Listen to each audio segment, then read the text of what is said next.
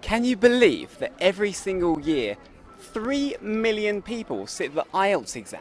We've come to the birthplace of the IELTS exam, Cambridge, to find some native speakers, ask them some IELTS questions, and hopefully show you some good responses and some not so good ones.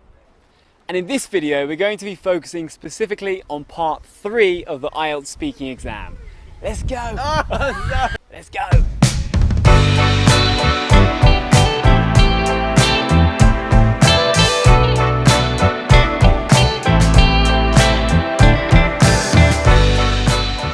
For this video, we have teamed up with a language learning app called Cambly because we think they provide a really great and innovative way for you to turn downtime, which is time where you're not active, you're not working, into productive speaking practice. Get this app onto your mobile telephone and all you need is connection to the internet and you can connect with native English teachers from all over the English speaking world at the click of a button. So this app is brilliant for people who are really busy. It's available 24/7 and it means that you don't have to plan your lessons ahead of time. So if you want to give Cambly a go for free, then use the link in the description box below and you'll get 15 minutes of credits given to you. And then if you really like it, you can sign up to any of their plans and you will get 10% discount on us. But make sure you do that quickly because you only get 2 weeks from now to get that 10% discount. So enjoy that and let's get back to Cambridge.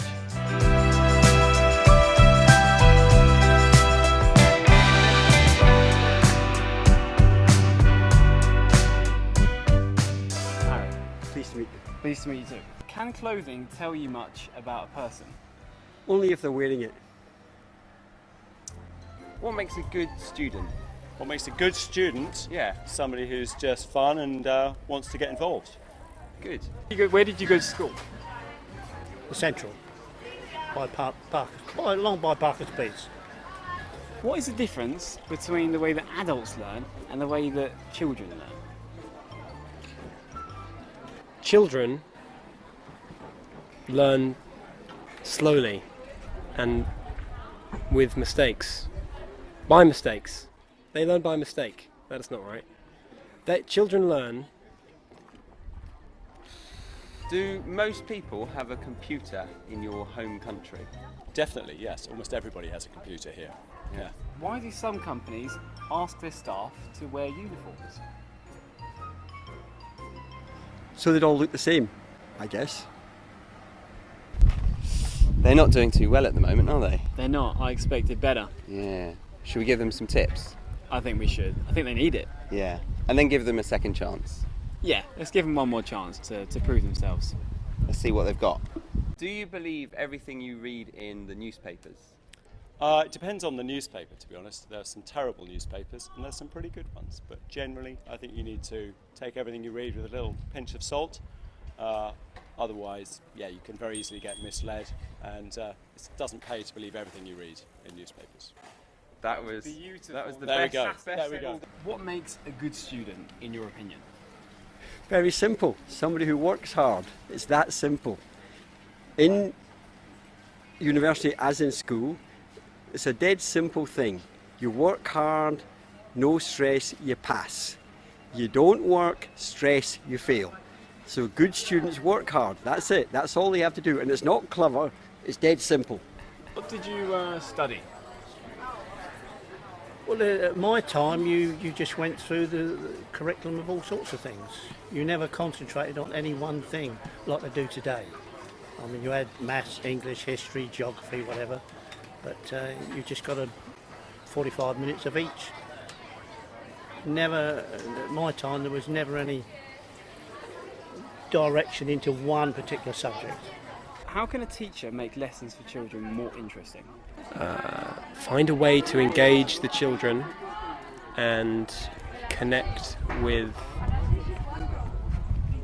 things that the children might already be familiar with in order to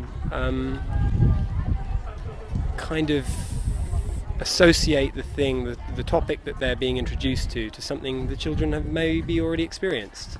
I can't think of an example of what that would be, but children obviously have limited experience.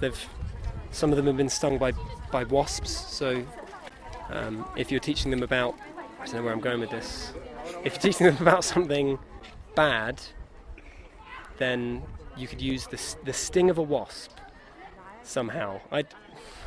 What are the main environmental problems that you have in your country?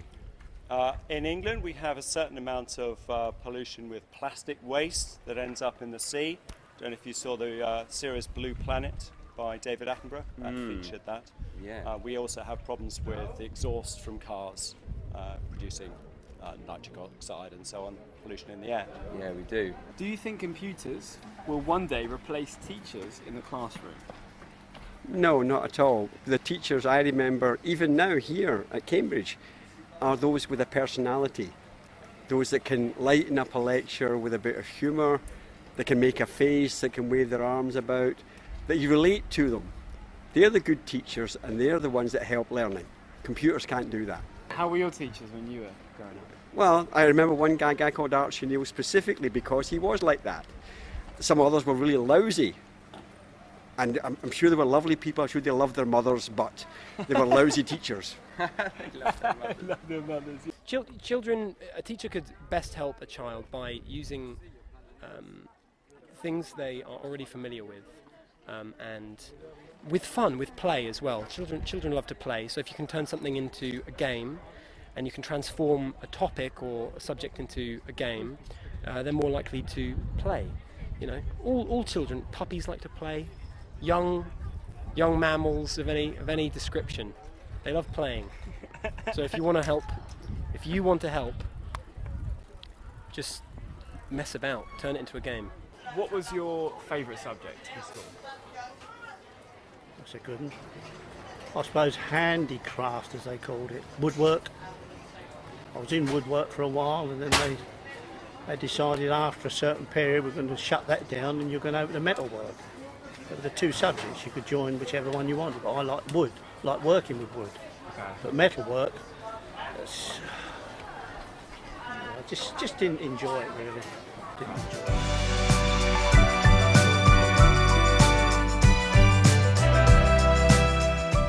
So there you go. Even native speakers who have been talking English all of their life, they struggle when they don't have the right tips and the right strategies to tackle these questions. So when you come to your exam, make sure you take it seriously, and I hope this video has helped you and you can take home some of these tips that we have given you. Good luck in your exam and see you again soon.